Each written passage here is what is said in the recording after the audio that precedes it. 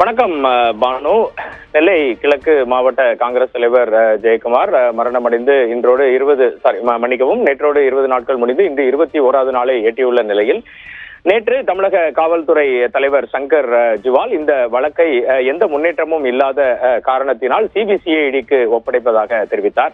நேற்று காலை இந்த அறிவிப்பு வெளியான உடனேயே திருநெல்வேலி மாவட்ட காவல்துறையினர் எஸ்பி சிலம்பரசன் தலைமையில் இந்த வழக்கை விசாரித்து வந்த காவல்துறையினர் தங்களிடம் இருக்கும் அனைத்து கோப்புகளையும் அது சம்பந்தமான விசாரணை அறிக்கைகள், ஜெயக்குமார் கைப்பட எழுதியதாக கூறப்பட்ட கடிதம், தடய அறிவியல் ஆய்வு சோதனை அறிக்கைகள், உடற்கூறு ஆய்வு அறிக்கை, அதில் மீண்டும் இரண்டாவதாக எடுக்கப்பட்ட ஒப்பீனியன் சம்பந்தப்பட்ட அறிக்கைகள் அனைத்தையும் சிபிசிஐடி போலீசாரிடம் ஒப்படைத்தார். இதன் பிறகு திருநெல்வேலி சிபிசிஐடி ஆய்வாளர் உலக ராணி இந்த விசாரணை அதிகாரியாக நியமிக்கப்பட்டு நேற்று உடனடியாக அவர் நேற்று மதியமே திசையன்விளை அருகே உள்ள கரை சுற்றுப்புதூர் பகுதியில் ஜெயக்குமார் மர்மமாக உயிரிழந்து கிடந்த தோட்டத்திற்கு சென்று தங்களது ஆய்வினை தொடங்கினார். அவருடன் தடய அறிவியல் துறையினரும் நேற்று சென்றிருந்தனர். இந்த நிலையில் வள்ளியூர் டிஎஸ்பி இந்த வழக்கு 3ஆம் தேதி முதலில் உவரி காவல் நிலையத்தில் பதிவு செய்யப்பட்டதன் அடிப்படையில் அந்த பகுதியின் துணை கண்காணிப்பாளர் வள்ளியூர் டிஎஸ்பி யோகேஷ் குமார் அவரும் உடன் சென்றிருந்தார். அதன் பிறகு நேற்று அவர்கள் அந்த பகுதியில் மண்வெட்டியால் தோண்டியும் சிபிசிஐடி அவர்களுக்கே உரித்தான கோணங்களில் அந்த ஆய்வை மேற்கொண்டதாக தகவல்கள் நமக்கு வெளியாகின. இந்த நிலையில் இன்று காலை ஏடிஎஸ்பி சங்கர் தலைமையில் ஒரு குழுவினர் மீண்டும் திசையன்விளைக்கு இன்று காலை சிபிசிஐடி அலுவலகம் திருநெல்வேலியில் இருந்து கிளம்பி சென்றார்கள். அவர்கள் குறிப்பிடும்படியாக திசையன்விளை பகுதியில் ஒரு முகாம் அலுவலகத்தை சிபிசிஐடியினர் இன்று ஆரம்பித்து இருக்கிறார்கள். திருநெல்வேலி அலுவலகத்தில் இருந்து அவர்களுக்கு தேவையான கம்ப்யூட்டர்கள் மற்றும் கம்ப்யூட்டர் லேப்டாப்கள், பிரிண்டர், ஜெராக்ஸ் மிஷின் போன்றவை இன்று காலை கொண்டு செல்லப்பட்டது.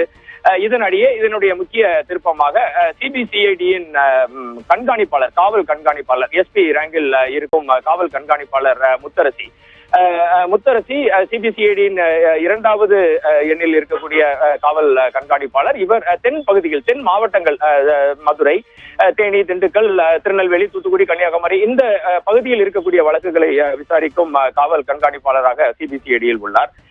இவர் இன்று மாலை சரியாக 4:30க்கு திருநெல்வேலி தூத்துக்குடி விமான நிலையத்திற்கு வந்து சேர்ந்தார்.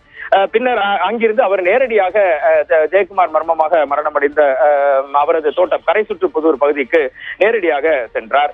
அங்கு CBCID inspector Ulagarani, CBCID ADSP Shankar அவர்கள் இன்று காலை முதலேயே அவரது தோட்டத்தில் அவரது உறவினர்களிடம் விசாரணையை மேற்கொண்டனர். இது ஒரு முக்கியமான தகவல். பின்னர் வீடு, தோட்டம் மற்றும் வீட்டின் அருகே உள்ள காங்கிரஸ் மாவட்ட அலுவலகம் உள்ளிட்ட பகுதிகளில் குழுவாக சிபிசிஐடி அதிகாரிகள் ஒரு குழுவாக பிரிந்து இந்த ஆய்வினை மேற்கொண்டு வருகின்றனர்.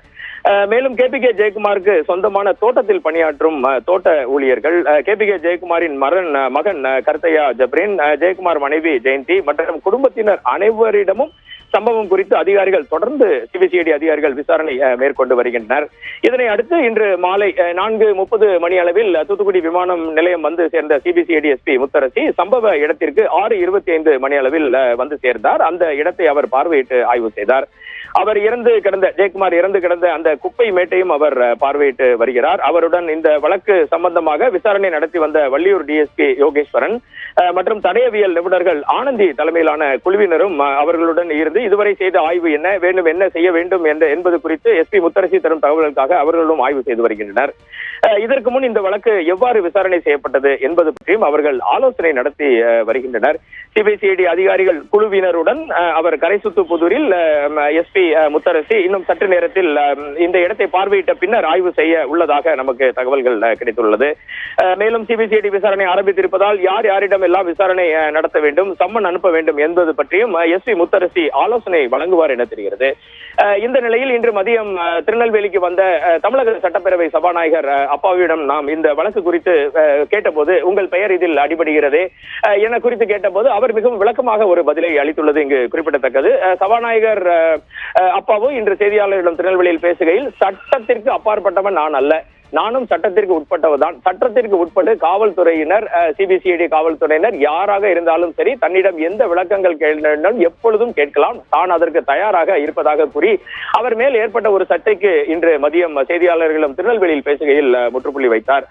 21 நாட்கள் கடந்த நிலையில் ஏற்கனவே 10 டிஎஸ்பிக்கள் தலைமையில் தனிப்படை அமைக்கப்பட்டு தூத்துக்குடி டிஎஸ்பி ஒருவரும் வந்து இந்த விசாரணையில் பங்கேற்றார். தென்காசி மாவட்ட எஸ்பியும் இந்த விசாரணையில் வந்து பங்கேற்று தன்னால் முடிந்த உதவிகளை திருநெல்வேலி மாவட்ட எஸ்பி சிலம்பரசனிற்கு தெரிவித்தார். பின்னர் தென்மண்டல ஐஜி கண்ணன் வந்து செய்தியாளர்களிடம் பேசி இது குறித்து விளக்கி சென்றார். ஆனால் 21 நாட்களாக இந்த நிமிடம் வரை இந்த வழக்கு கொலையா தற்கொலையா, பல முறை நாம் குறிப்பிட்டபடி கொலைக்கான காரணங்கள் என்ன, தற்கொலைக்கான காரணங்கள் என்ன, எந்தவித முன்னேற்றமும் இல்லாமல் இருப்பதனால்தான் தமிழக காவல்துறை தலைவர் சங்கர் ஜிவால் இதை உடனடியாக சிபிசிஐடிக்கு மாற்றியுள்ளார். சிபிசிஐடியின் அவர்களது கோண விசாரணையில் ஏதாவது புதியதாக தகவல்கள் வெளியாகிறதா என நாமும் பொறுத்திருந்துதான் பார்க்க வேண்டும். இதனிடையே ஜெயக்குமார் குடும்பத்தினர் மீண்டும் போலீசார் வந்து தங்களிடம் முதலில் மாவட்ட போலீசார் விசாரித்தார்கள். தற்போது சிபிசிஐடி போலீசார் விசாரிக்க வருகிறார்கள். இதுபோல் இதில் சம்பந்தப்பட்ட முக்கிய காங்கிரஸ் தலைவர்களான தங்கபாலுவிடம் விசாரணை நடத்தப்பட்டது. நாங்குநேரி எம்எல்ஏ ரூபி மனோரிடம் விசாரணை நடத்தப்பட்டது. அவர்கள் எல்லாம் மீண்டும் இந்த விசாரணைக்கு அழைக்கப்படுவார்களா? ஜெயக்குமார் கடிதத்தில் குறிப்பிடப்பட்டிருந்த அனைவரிடம் மீண்டும் விசாரணை துவங்குமா? இது போன்ற கேள்விகளுக்கெல்லாம் சிபிசிஐடியின் விசாரணை எந்த அளவிற்கு போகிறது என்பதை குறித்துதான் ஒரு முடிவிற்கு வர வேண்டும். எது எப்படி இருந்தாலும் முக்கியமான ஒரு பிரமுகரின் கொலை வழக்கு இது ஒரு தீர்க்கமான முடிவிற்கு வந்து என்ன நடந்தது என்பதை பொதுமக்களுக்கு அறிவிக்க வேண்டும் என தமிழகம் முழுவதும், ஏன் உலகம் முழுவதும் இருக்கக்கூடிய மக்கள், தமிழக மக்கள் இந்த கொலை வழக்கு விசாரணை ஆவலோடு எதிர்பார்த்து